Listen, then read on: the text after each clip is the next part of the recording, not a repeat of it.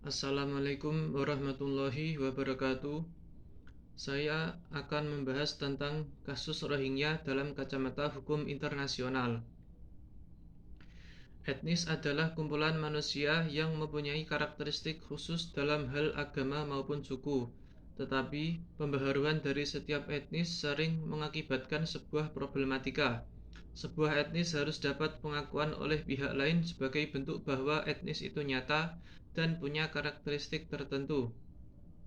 Saat etnis oleh seseorang atau sekelompok orang tidak diakui, maka akan timbul feel not comfort, has feel scared, bahkan merasa terancam.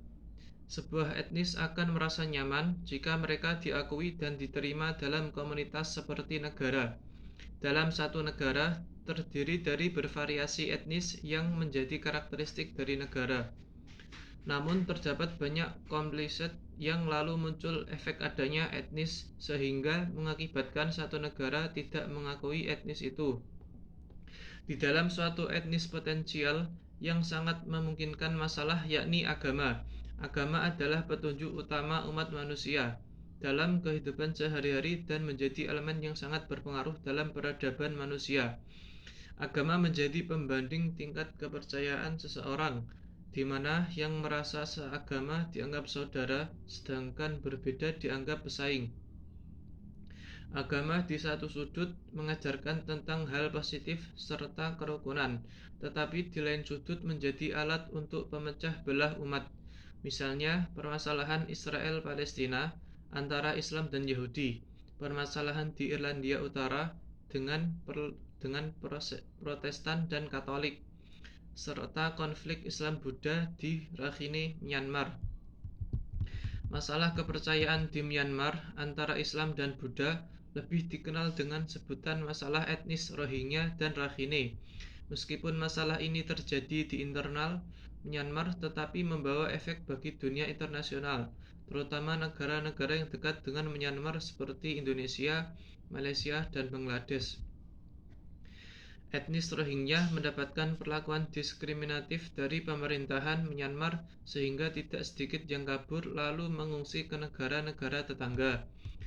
Awal pemicu masalah etnis violence Rohingya terjadi pada bulan 2012 dan menegang di Oktober 2016, di mana terjadi pembantaian besar-besaran serta perataan rumah serta bangunan yang diduga oleh tindakan militer setempat. Hal ini memicu terjadinya perbincangan dunia internasional. Sampai saat ini, tidak sedikit yang berbicara bahwa masalah ini terjadi antar kaum minor dan mayor, yakni etnis Buddha dan Rohingya yang menempati wilayah Rakhine. Secara general, kekerasan dipicu oleh kasus pemerkosaan dan pembunuhan terhadap wanita Buddha yang diduga diperbuat oleh laki-laki Muslim, yang kemudian dibalas dengan pembunuhan 10 pria Muslim. Sejak hal itu mengakibatkan terjadinya pemberontakan dan perlawanan hingga perlakuan tindakan kekerasan yang terdiri dari penyiksaan, pembunuhan rumah, serta pemaksaan untuk meninggalkan rumahnya. Masalah itu terus berlanjut sampai kubu Myanmar tidak mengakui Rohingya, sehingga salah satu etnis di negaranya. Perbuatan tersebut mengakibatkan ketidaknyamanan Rohingya dan tergolong pada pelanggaran HAM. Selain itu, tindak kekerasan terhadap kaum Rohingya juga dapat dikategorikan sebagai bentuk kekerasan atau kejahatan genosida, yang mana ini sangat ditentang oleh aturan hukum internasional. HAM adalah hak seseorang untuk hidup nyaman, bebas berbicara, bebas menganut agamanya tanpa membedakan suku, ras, warna kulit, gender, warganegaraan, serta tidak mendapat perlakuan yang injustice dari lain kubu. HAM bersifat universal, di mana hak manusia itu tidak dibedakan berdasarkan agama, ras, suku, bangsa, bahkan gender. Namun yang terjadi pada etnis Rohingya yaitu pelanggaran HAM berat. Mereka tidak dikasih akses untuk hidup nyaman, serta tidak mendapat pengakuan yang seyogyanya sebagai warga negara dari Myanmar. Banyak korban yang akhirnya dibunuh hingga mencari kenyamanan dengan mengungsi ke negara sebelah, sedangkan yang memilih tinggal mendapat perlakuan yang tidak adil serta ditindas oleh warga Myanmar, sedangkan yang lain memilih untuk mengungsi agar tidak mendapat perlindungan terhadap hak-hak mereka. Pada akhirnya masyarakat Rohingya mendapatkan status stateless atau tidak mempunyai status kewarganegaraan. Konflik ini pula mendapat atensi dari dunia internasional karena dari negaranya sendiri tidak mau mengakui etnis Rohingya. Gejolak internal yang dialami oleh Myanmar tidak hanya sampai di sini. Belum juga berakhirnya masalah pelanggaran HAM atas kaum Rohingya.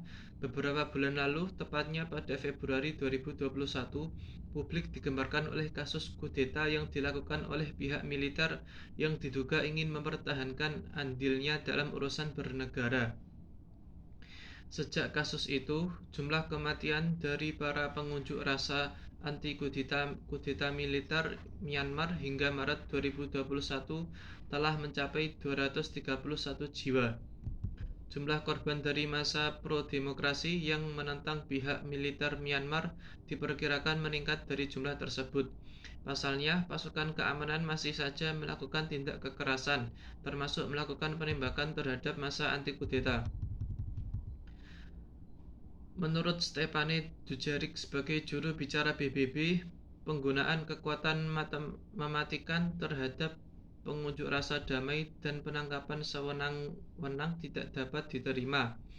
Selain itu, sejumlah negara di Eropa kemudian menjatuhkan sanksi terhadap beberapa petinggi militer Myanmar atas aksi yang dianggap telah melampaui kemanusiaan dan bertentangan dengan prinsip HAM universal.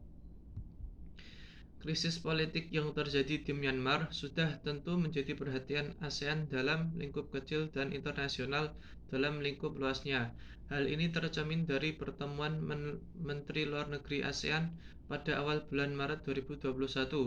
Saat itu Menlu RI Retno Marsudi mengungkapkan bahwa semua anggota ASEAN wajib menjalankan prinsip dan nilai-nilai yang tertera di dalam piagam ASEAN secara utuh seperti not interference, namun pada saat yang sama menghormati dan menjalankan prinsip dan nilai lain dalam piagam ASEAN, termasuk demokrasi, penghormatan terhadap HAM, good governance, supremasi hukum, dan constitutional conformance adalah sama pentingnya. Demikian dari saya. Wassalamualaikum warahmatullahi wabarakatuh.